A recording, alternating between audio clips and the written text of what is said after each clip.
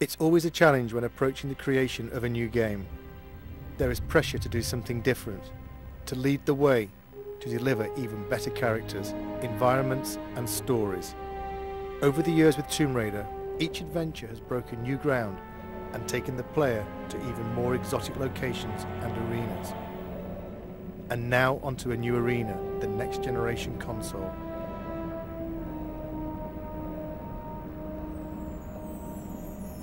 Our vision is to take the player somewhere dark, a place they might not necessarily wish to go, but a place that they'll have to venture if they want to bring Lara back.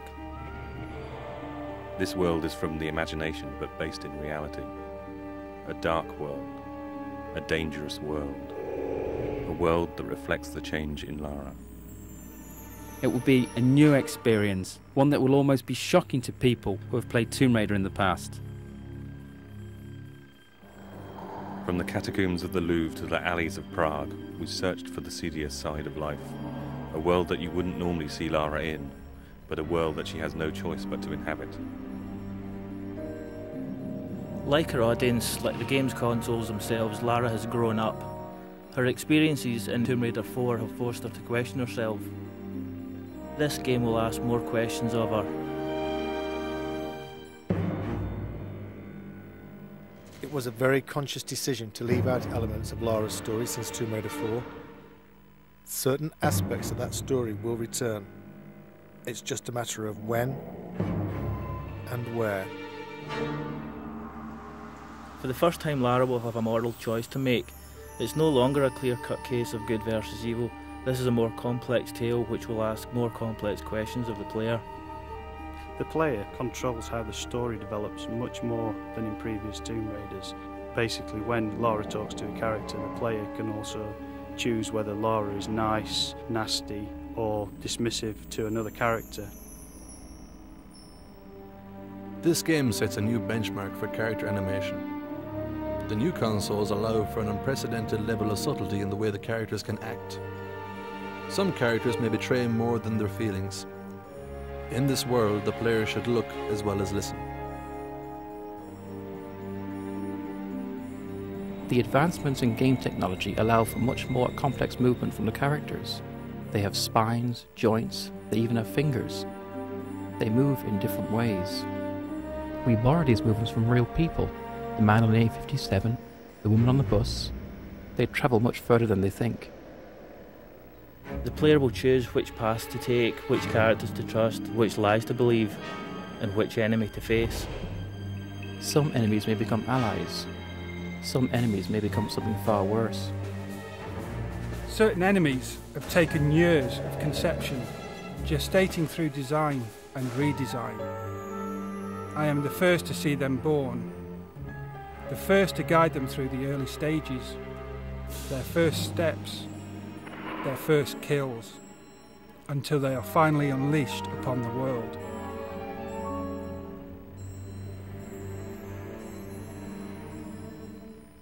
When you walk into this world, you walk into a film with multiple paths and possibilities, with one story drawing you through. This world begins in an act of darkness. How this world ends is up to you. This is a world of shadows. There is a shadow on Lara. He watches, waits, he bides his time. His name is Curtis. He wants revenge. And Lara will help him extract that revenge.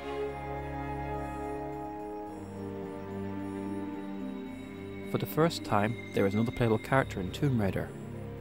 A character whose abilities combine the supernatural with the superhuman. He has a different approach to Lara, less subtle perhaps, but still effective against certain opponents.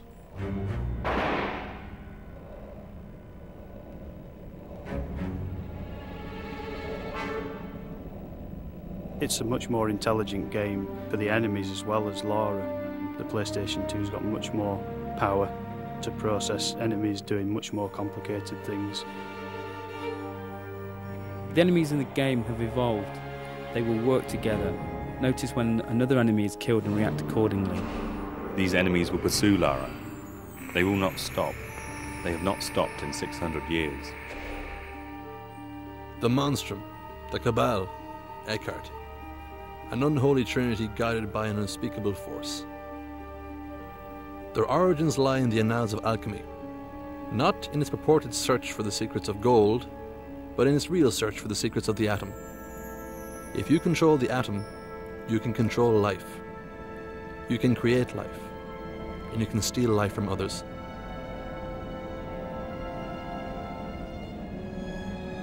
This story is very much on an epic scale, from 14th century alchemists to serial killers in modern day France.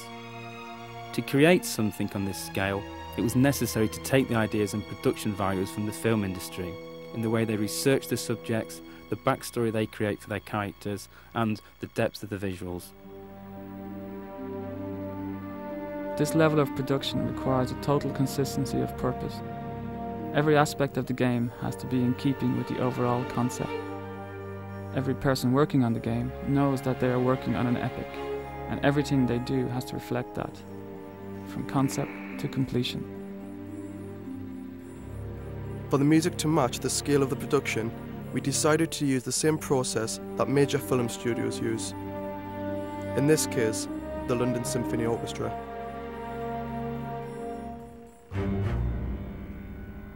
It's an overwhelming thought having your music played by 84 of the world's top musicians, but the effect of the music when playing Angel of Darkness will be well worth the shredding of our nerves. On the day of the recording, we are in the good hands of Abbey Road Studios and David Snell, the conductor. In a sense, he visualises the music and translates it to the ears. We wanted the music to be ever-present, draw you into the world without you noticing. Part of the style of this game is that all the elements work together, bide their time, wait for the moments when they are needed. At core, we had a very clear vision of where we wanted to go. We wanted to take the Lara we all knew and put it into a game, a situation that no one knows. Tomb Raider has always set the benchmark for games. This game will be no different. Some may see elements of various filmmakers, such as Luc Besson, David Fincher. Some may see elements of various artists, Grunwald, Bosch. All will see something they haven't seen before. When we wrote this story, we wrote a book. This game is only the first few chapters of that book. This game opens a lot of doors and only closes a few of them.